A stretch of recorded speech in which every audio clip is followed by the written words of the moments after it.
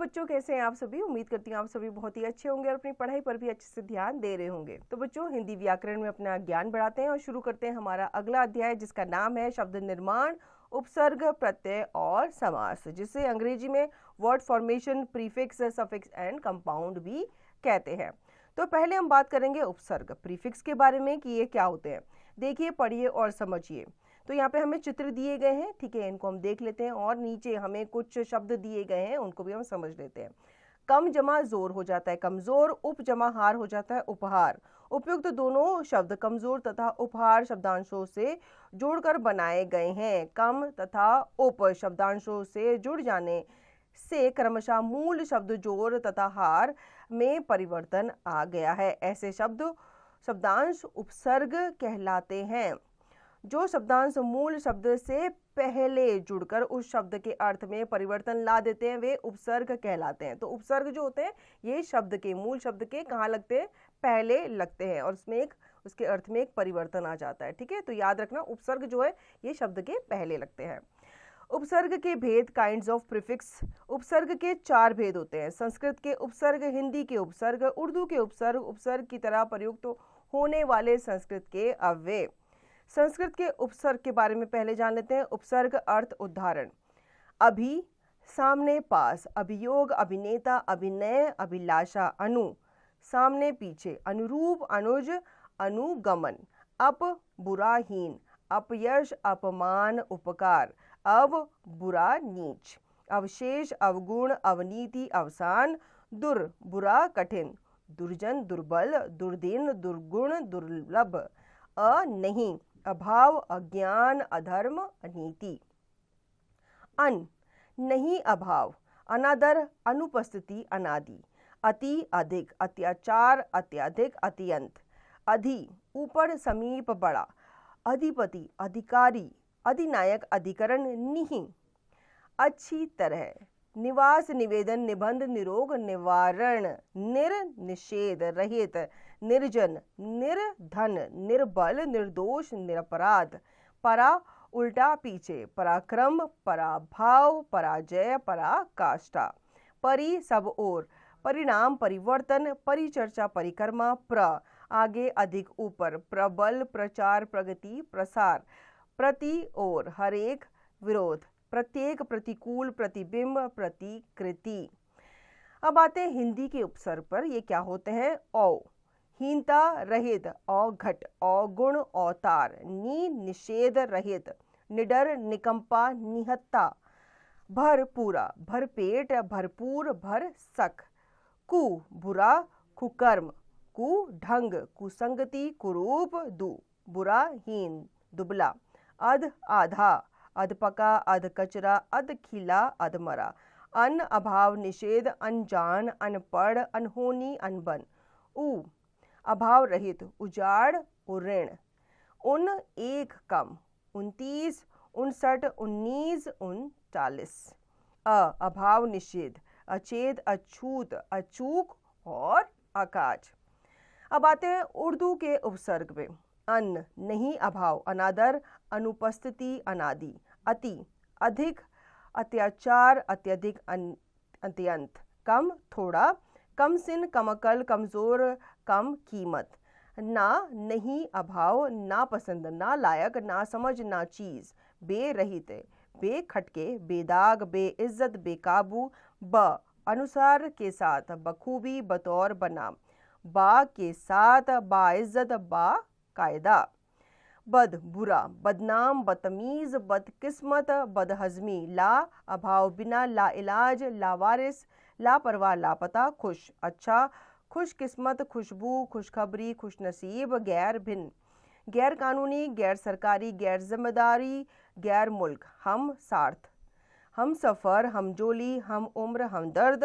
हर, सभी, हर एक, हर तरफ, हर साल, हर रोज। दर, मैं, दरअसल, दरमियान। उपसर्ग की तरह प्रयुक्त होने वाले संस्कृत के अव्यय: अधा, नीचे, अधोगति, अधापतन, अधोमुख। अंतर, अंदर, अंतर्राष्ट्रीय, अंतरात्मा। अलम, पर्याप्त, अलंकृत, अलंकार। आवि, प्रकट, आविष्कार, आविर्भाव। बहिर, बाहर, बहिर्मुख, बहिर्गमन। पुरस आगे, पुरस्कार, पुरस्कृत, पुनः फिर, पुनर्जन्म, पुनर्मान, पुनरागमन। पुरा प्राचीन, पुरातन, पुरातत्व। तिरस बुरा, तिरस्कृत, तिरस्कार, सहित, सहर्ष, सपरिवार, सजल। सत अच्छा, सज्जन, सदाचार, सद्भाव, सत्पुरुष। साथ, सहपाठी, सहोदर, सहयोग, सहगान, सहमति। न मतलब होता है अभाव, नास्तिक, नैति। चिर का अर्थ होता है बहुत काल तक, चिरायु, चिरकाल, चिरस्थायी। ये सब थे उपसर्ग, उसके भेद। अब हम आते हैं प्रत्यय, सफिक्स कि ये क्या होते हैं। देखिए, पढ़िए और समझिए। जीत तैराक है, पलक पड़ाकू है, हलवाई मिठाई बना रहा है। उपयुक्त चित्रों के नीचे लिखे वाक्यों में रंगीन शब्दों को आपने देखा। इनमें मूल शब्दों के अंत में शब्दांश जोड़कर नए शब्द बनाए गए हैं, जैसे तैर जमा आँख, पढ़ जमा आकू तथा मीठा जमा आई। शब्दों के अंत में लगाए गए शब्दांश प्रत्यय कहलाते हैं। ठीक है, हमने पहले पढ़ा उपसर्ग जो है वो शब्द के पहले लगते हैं, प्रत्यय जो है ये शब्द के बाद लगते हैं। ठीक है, तो याद रखना, उपसर्ग सबसे पहले, शब्द से पहले लगते हैं और प्रत्यय शब्द के बाद लगते हैं, और उसको एक नया एक मीनिंग देते हैं, एक अर्थ देते हैं। प्रत्यय के भेद, काइंड्स ऑफ सफिक्स, ये भी हम जान लेते हैं। प्रत्यय के दो भेद होते हैं, कृत प्रत्यय और तद्धित प्रत्यय। कृत प्रत्यय क्रिया के धातु रूप के अंत में लगने वाले प्रत्ययों को कृत प्रत्यय कहते हैं। कृत प्रत्ययों के योग से बने शब्द को कृदंत, कृत जमा अंत कहते हैं। हिंदी में प्रयोग किए जाने वाले कृत प्रत्ययों के कुछ उदाहरण इस प्रकार हैं। भाववाचक संज्ञा बनाने वाले हिंदी के कृत प्रत्यय। कृत प्रत्यय धातु भाववाचक संज्ञाएं कौन कौन सी है? आई, पढ़ लिख, तो इसके साथ हमने आई लगा दिया, तो पढ़ का क्या हो गया? पढ़ाई हो गया। लिख का हो गया लिखाई। आन, थक, मिल, लग के साथ अगर हम आन जोड़ देते हैं तो थकान, मिलान और लगान बन जाते हैं। ई, बोल, हंसी, तो बोल के साथ मिला ई तो बोली हो गया, हंस के साथ मिला तो हंसी हो गया। आप, मिल जमा आप हो गया मिलाप। आओ, बह, गिर, रिस के साथ अगर आओ लगा दिया तो बहाव, गिराव, रिसाव हो गया। वह, बोल, देख, बुलावा, दिखावा। आवत, कह, कहावत, आवट, सज, लिख, तो क्या बन गया? सजावट, लिखावट। आहट, घबराना, जगमगाना, तो क्या बन जाएगा इनका? घबराहट और जगमगाहट। भाववाचक संज्ञाएं बनाने वाले संस्कृत के कृत प्रत्यय। कृत प्रत्यय धातु भाववाचक संज्ञाएं। अन, ये अगर धातु दाम, गम, सह, रक्ष के साथ लगा तो क्या हो जाएगा? दामन, गमन, सहन और रक्षण। अना, रच, विद, सुच, इनके साथ लग गया तो रचना, वेदना, सूचना। आ, ईश, पूज, चिंत, इच्छा, पूजा, चिंता। या, विद, विद्या। ती, भक्त, तो हो गया भक्ति। कर्ता का बोध कराने वाले कर्ती वाचक तथा विशेषण बनाने वाले कृत प्रत्यय। कृत प्रत्यय धातु कर्ता विशेषण, तो आऊ, बिक, टिक, चल के साथ लगा तो क्या हो गया? बिकाऊ, टिकाऊ और चलाऊ। आका, लड़, पट के साथ लगा तो क्या हो गया? लड़ाका, पटाका। आड़ी, खेल और आगे के साथ लगा तो क्या हो गया? खिलाड़ी, अगाड़ी। ऊ, चाल, डाका, खा के साथ लगा तो चालू, डाकू, खाऊ। एरा वाला, लूट, मामा के साथ लग गया तो लुटेरा, ममेरा। अब आगे एक और तालिका दी गई है, कृत प्रत्यय धातु कर्ता विशेषण। एया, लिख, पढ़, गा, खेना के साथ लग गया तो लिखने वाला, पढ़ने वाला, गाने वाला। अकड़ के साथ लगा तो गवैया, खिवैया। भूल के साथ लग गया, घूम के साथ और बुझ के साथ लग गया तो क्या हो जाएगा? भुलक्कड़, घुमक्कड़, बुझक्कड़। इया, बड़, घट के साथ लगा तो बढ़िया, घटिया बन जाएगा। कर्तृवाचक संज्ञाएं बनाने वाले कृत प्रत्यय। कृत प्रत्यय धातु कर्तृवाचक संज्ञाएं। अख, लिख, पठ, कृषि, लेखक, पाठक, कृषक। अन के साथ लगा पौ, मो, तो क्या हो गया? पावन, मोहन। ई, लोभ, त्यज, काम, लोभी, त्यागी, कामी, त्र, अश, सास, वस के साथ लगा तो अस्त्र, शास्त्र और वस्त्र बन गया। विशेषण बनाने वाले कृत प्रत्यय। कृत प्रत्यय धातु विशेषण। अनीय, स्मृ, निर, तो ये स्मरणीय और निंदनीय बन जाएगा। या, प और दा के साथ लग गया तो पै और दै बन जाएगा आलू। कृप के साथ लगा तो क्या बन जाएगा? कृपालु बन जाएगा। अब आते हैं तद्धित प्रत्यय पे। जो शब्द सर्वनाम विशेषण आदि में जुड़कर नए शब्द बनाते हैं उन्हें तद्धित प्रत्यय कहते हैं। हिंदी के प्रमुख तद्धित प्रत्यय कर्तृवाचक संज्ञा बनाने वाले तद्धित प्रत्यय हैं। यहाँ पे आपको तालिका दी गई है तद्धित प्रत्यय, संज्ञा और कर्तृवाचक संज्ञा है। तो आर संज्ञा के साथ लगा सोना, लोहा, चाम, तो ये क्या हो जाएगा सुनार, लोहार और चमवार। इया लगा दुख, मुख और रसोई के साथ, तो दुखिया हो जाएगा, मुखिया हो जाएगा और रसोईया हो जाएगा। हारा पानी, लकड़ी, पानी हारा और लकड़हारा बन जाएंगे। ई बन गया तेल के साथ, तो तेली हो जाएगा। वाला फल, रिक्शा घर के साथ लगा तो फल वाला, रिक्शा वाला और घर वाला हो जाएगा। गर लगा जादू और बाजी के साथ, तो क्या हो जाएगा जादूगर और बाजीगर हो जाएगा। भाववाचक संज्ञा बनाने वाले तद्धित प्रत्यय, अब तालिका यहाँ पर दी गई है।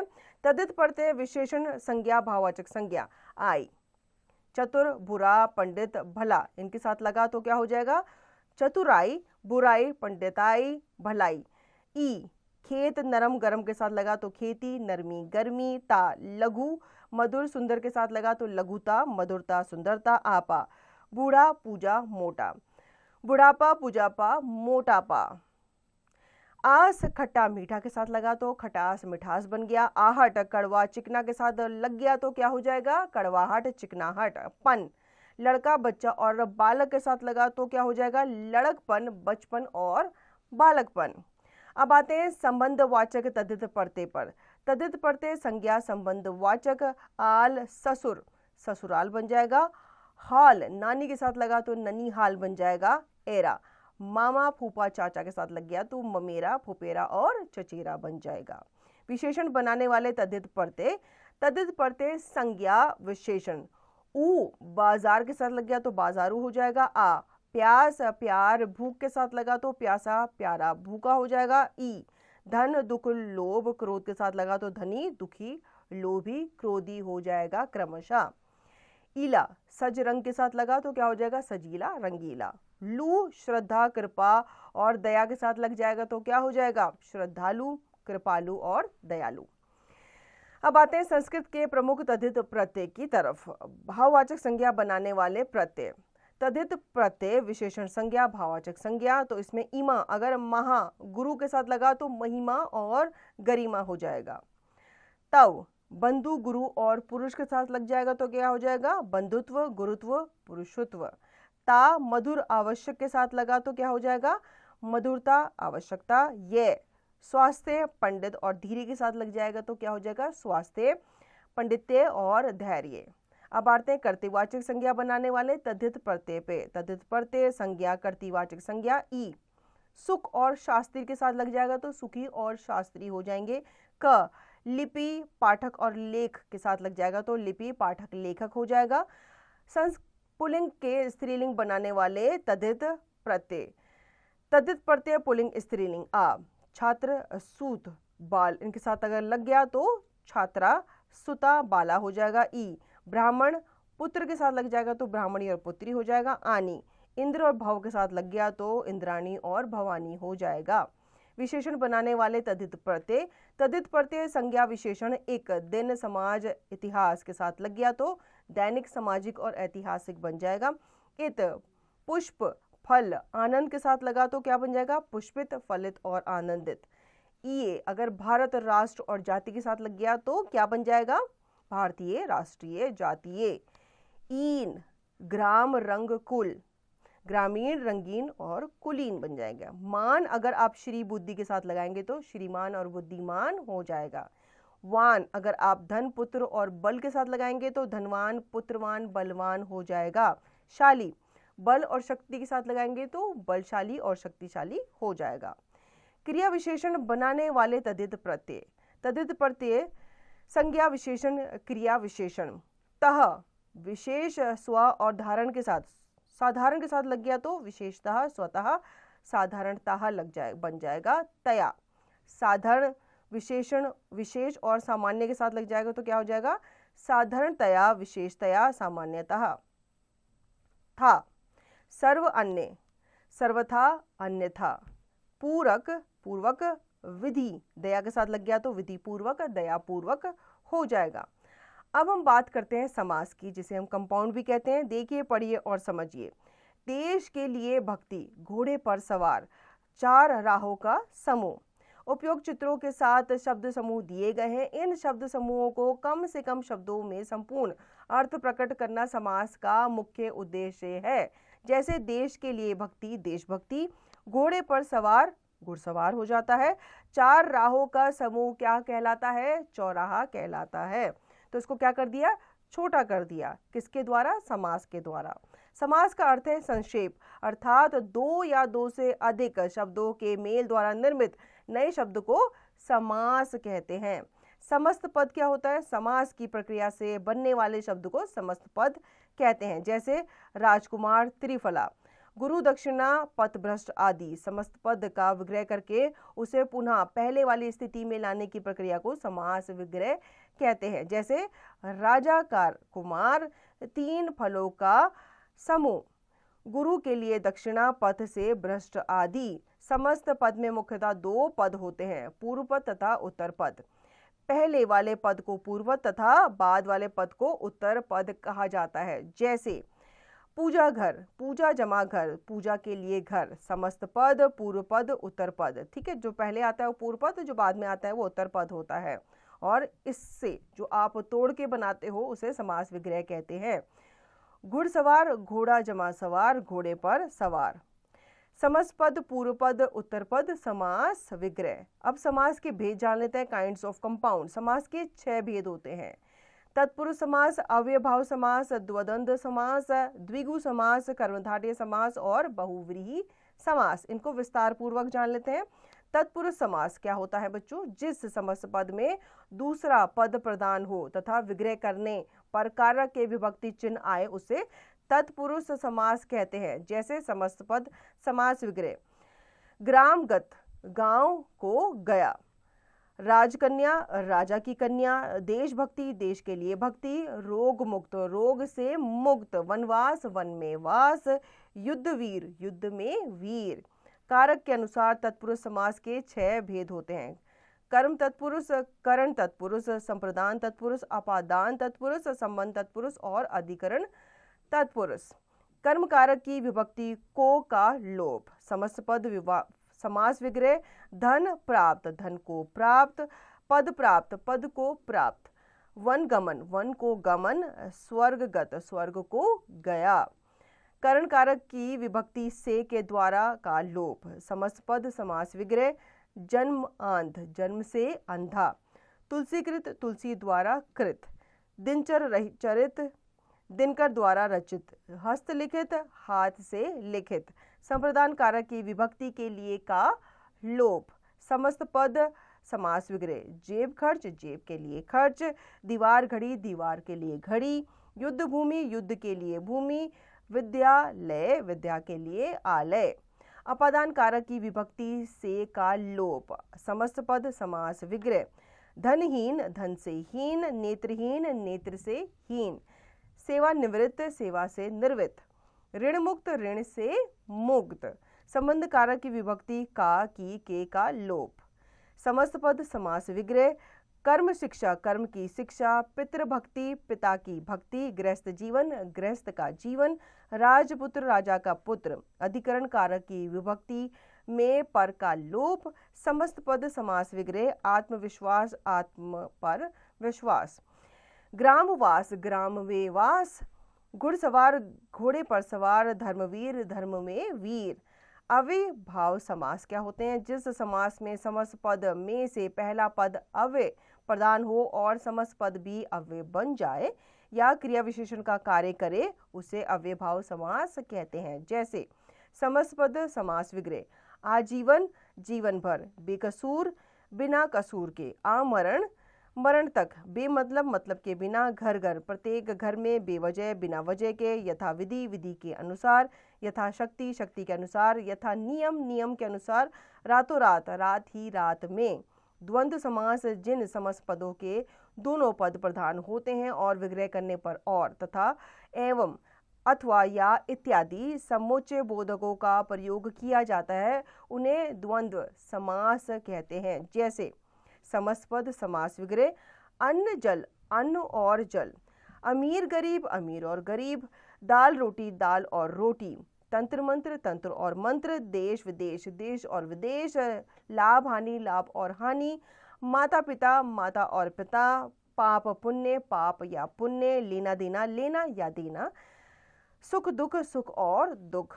द्विगु समास, जिस समस्त पद में पहला पद संख्या वाचक विशेषण हो या समस्त पद समूह का बोध कराए उसे द्विगु समास कहते हैं। जैसे समस्त पद समास विग्रह, चौराहा 4 राहों का समूह, तिरंगा 3 रंगों का समूह, सप्ताह 7 दिनों का समूह, पंचवटी 5 वटों का समाहार, त्रिभुवन 3 भवनों का समूह, अष्टग्रह 8 ग्रहों का समूह, पंजाब 5 अम्बों नदियों का समूह, त्रिफला 3 फलों का समाहार। कर्मधारय समास, जिस समस्त पद में पहला पद विशेषण और दूसरा विशेष्य होता है या दोनों पदों में तुलना होती है उसे कर्मधारय समास कहते हैं। जैसे समस्त पद समास विग्रह, नीलकमल, नीला है जो कमल, मुखचंद्र, चंद्र के समान मुख, परमानंद, परम है जो आनंद, क्रोधाग्नि, क्रोध रूपी अग्नि, श्वेतांबर, श्वेत है जो अंबर, विद्या धन, विद्या के समान धन, शुभागमन, शुभ है जो आगमन, कर कमल, कमल के समान कर यानी कि हाथ, हरी मिर्च, हरी है जो मिर्च, नरसिंह, नरों में सिंह के समान। बहुव्रीहि समास, जिस समस्त पद का कोई भी पद प्रधान नहीं होता अपितु समस्त पद किसी अन्य विशेष अर्थ का बोध कराता है उसे बहुव्रीहि समास कहते हैं। जैसे समस्त पद समास विग्रह, गजानन, गज है आनन जिसका अर्थात गणेश, चक्रधर, चक्र को धारण करने वाला अर्थात विष्णु, चतुर्भुज, 4 हैं भुजाएं जिसकी अर्थात विष्णु, चतुर्मुख, 4 हैं मुख जिसके अर्थात ब्रह्मा, पीतांबर, पित्त, पीला है अंबर वस्त्र जिसका अर्थात श्री कृष्ण, त्रिलोचन, 3 है लोचन नेत्र जिसके अर्थात शिव। कर्मधारय और बहुव्रीहि समास में अंतर जान लेते हैं। Difference between descriptive and attributive compound. कर्मधारय समास में दोनों पदों में विशेषण विशेष्य का संबंध होता है, जबकि बहुव्रीहि समास में दोनों पद किसी तीसरे पद की विशेषता प्रकट करते हैं। इन दोनों समासों में कई बार विद्यार्थी अंतर नहीं कर पाते और परीक्षा के समय गलती कर देते हैं। ऐसी स्थिति में समास विग्रह के आधार पर अंतर का पता लगाया जा सकता है। जैसे घनश्याम, घन के समान कर्मधारय, कमल नयन, कमल के समान नयन कर्मधारय, धन, घन के समान श्याम है जो अर्थात कमल के समान नयन है जिसके अर्थात विष्णु, बहुव्रीहि, श्री कृष्ण बहुव्रीहि। द्विगु और बहुव्रीहि समास में अंतर। Difference between descriptive and numeral compounds. बहुव्रीहि समास में बहुत से ऐसे समस्त पद हैं जो संख्यावाची होते हैं, अतः बहुव्रीहि और द्विगु समास के समस्त पदों में अंतर समास विग्रह करके ही किया जा सकता है। जैसे दशानन, 10 आननों का समूह, द्विगु, 10 आनन है जिसके अर्थात रावण, ये क्या हो गया, बहुव्रीहि हो गया। त्रिनेत्र, 3 नेत्रों का समूह, द्विगु, 3 नेत्र हैं जिनके अर्थात शिव, बहुव्रीहि। त्रिवेणी, 3 वेणियों का समूह, द्विगु, 3 वेणियों का संगम स्थल अर्थात प्रयागराज जिसे बहुव्रीहि कहते हैं। इस पाठ पे हमने सीखा उपसर्ग शब्द शब्दांश नहीं होते हैं। उपसर्ग के 4 भेद होते हैं, संस्कृत के उपसर्ग, हिंदी के उपसर्ग, उर्दू के उपसर्ग तथा उपसर्ग की भांति प्रयुक्त होने वाले अव्यय। जो शब्दांश मूल शब्द के अंत में जुड़कर नए शब्दों का निर्माण करते हैं वे प्रत्यय कहलाते हैं। प्रत्ययों के 2 भेद होते हैं, कर्तृ प्रत्यय और तद्धित प्रत्यय। क्रिया शब्दों के अंत में लगने वाले प्रत्यय कर्तृ प्रत्यय कहलाते हैं। संज्ञा, सर्वनाम और विशेषण शब्दों के अंत में लगने वाले प्रत्यय तद्धित प्रत्यय कहलाते हैं। 2 या 2 से अधिक शब्दों के मेल द्वारा बना एक नया शब्द समास कहलाता है। सामासिक शब्दों के संबंध को स्पष्ट करना समास विग्रह कहलाता है। समास के 6 भेद होते हैं, तत्पुरुष समास, अव्ययभाव समास, द्वंद्व समास, द्विगु समास, कर्मधारय समास और बहुव्रीहि समास। पाठ हमने पढ़ लिया बच्चों। इस पाठ में हमने जाना उपसर्ग, प्रत्यय और समास के बारे में। अब इसका अभ्यास कार्य भी देख लेते हैं। विश्लेषण कौशल एनालिटिक स्किल, जिसमें पहले हैं बच्चों सही विकल्प पर सही का चिन्ह लगाइए। तो अपने पेन रेडी कर लीजिए। अति किस भाषा का उपसर्ग है? उर्दू का, हिंदी का या फिर संस्कृत का? तो हमने पाठ में पढ़ा है ये संस्कृत का भी और उर्दू का भी ये उपसर्ग माना गया है। ठीक है, इसी प्रकार से आप बाकी के प्रश्न पढ़ेंगे और सही विकल्प पर सही का चिन्ह लगाएंगे। हम बढ़ते हैं आगे। निम्नलिखित शब्दों में प्रयुक्त उपसर्ग अलग करके लिखिए। ठीक है, तो यहाँ पे आपको क्या करना है? उपसर्ग अलग करना है। भाव से अ, जो उपसर्ग है वो आपने अलग कर दिया, अ जमा भाव हो गया अभाव। इसी प्रकार से आप बाकी के शब्दों से उपसर्ग और मूल शब्द अलग करके लिखेंगे। निम्नलिखित उपसर्गों से दो दो शब्द बनाइए। तो अभी, अभी जमा शेख बन जाएगा अभिषेक, या अभी जमा व्यक्ति हो जाएगा अभिव्यक्ति। इसी प्रकार से आप अनु, प्रति, गैर, इन उपसर्गों से आप दो दो शब्द बनाएंगे। अगला प्रश्न है बच्चों, शब्दों से मूल शब्द और प्रत्यय अलग अलग करके लिखिए। तो यहाँ पे आपको शब्द दिए गए हैं, इनसे आपको क्या करना है? मूल शब्द और प्रत्यय। आपको पता ही है प्रत्यय कहाँ लगता है? मूल शब्द के बाद लगता है। ठीक है, तो जैसे पहला है अभिनेता, तो हम अभी जमा नेता, इसको अलग कर देंगे, अभी और नेता, तो हम लिखेंगे यहाँ पे अभी जमा नेता। इसी प्रकार से आप बाकी के शब्दों से प्रत्यय अलग करके लिखेंगे। आगे बढ़ते हैं। निम्नलिखित प्रत्ययों से दो दो नए शब्द बनाइए। अब पहला है इए, तो भारत जमा इए हो गया भारतीय। ठीक है, इसी प्रकार आप हरा, नी, वान, आउ से आप नए शब्द बनाएंगे। अगला प्रश्न है, निम्नलिखित विग्रहों से बनने वाले समस्त पद लिखिए। तो पहला है नरों में सिंह के समान, क्या होगा? नरसिंह। ठीक है, 7 दिनों में होने वाला साप्ताहिक। इसी प्रकार से आप बाकी के विग्रहों से बनने वाले समस्त पद लिखेंगे। हम बढ़ते हैं आगे। समस्त पदों का विग्रह करके समास का नाम लिखिए। तो गृह प्रवेश, हम यहाँ पे लिखेंगे गृह में प्रवेश। इसी प्रकार आप बाकी समस्त पदों का विग्रह करके उनके नाम लिखेंगे। निम्नलिखित प्रश्नों के उत्तर दीजिए। उपसर्ग किसे कहते हैं? उदाहरण सहित स्पष्ट कीजिए। तो उपसर्ग किसे कहते हैं? उपसर्ग शब्द जो होते हैं ये शब्दांश नहीं होता। उपसर्ग के 4 भेद होते हैं। संस्कृत के उपसर्ग, हिंदी के उपसर्ग, उर्दू के उपसर्ग तथा उपसर्ग की भांति प्रयुक्त होने वाले अव्यय। उपसर्ग जो होते हैं ये शब्द के कहाँ लगते हैं? पहले जुड़कर एक नया शब्द का निर्माण करते हैं। इसी प्रकार से अब बाकी शब्दों के बाकी प्रश्नों के उत्तर देंगे। हम बढ़ते हैं आगे। करके देखिए समस्या समाधान, प्रॉब्लम सॉल्विंग। वर्गकूट में लिखे सार्थक शब्दों को ढूंढिए तथा जिनमें एक जैसे प्रत्यय का प्रयोग हुआ है उन्हें सही वर्ग में लिखिए। तो आपको यहाँ पे वर्ग पहेली दिख रही है। ठीक है, अब साइड में आप देखेंगे आपको प्रत्यय नजर आ रहे हैं, पन, आ, कार, इक, ता। तो कार का इन्होंने क्या किया है? यहाँ से शब्द ढूंढ के लिखा है, जैसे कि साहित्यकार। अब पन का आपको नजर आ रहा होगा पागलपन, बचपन। ठीक है, तो ये आप लिख सकते हैं। आ में आप लिख सकते हैं। इसी प्रकार से इक और ता के भी प्रत्यय वाले शब्द आपको ढूंढ के लिखने हैं। हम बढ़ते हैं आगे। निम्नलिखित समस्त पदों का उनसे संबंधित समास मिलान कीजिए। तो आपको क्या करना है? समस्त पद दिए गए, समास दिए गए, समस्त पद दिए गए, इनको आपको क्या करना है? समास से और समस्त पद को एक दूसरे से मिलाना है और इस एक्टिविटी को आपको पूरा करना है। तो बच्चों आशा करती हूँ आपको ये अध्याय अच्छे से समझ में आ गया होगा। इस अध्याय को आप पुनः दोहराएंगे और इसका निरंतर अभ्यास आप करते रहेंगे।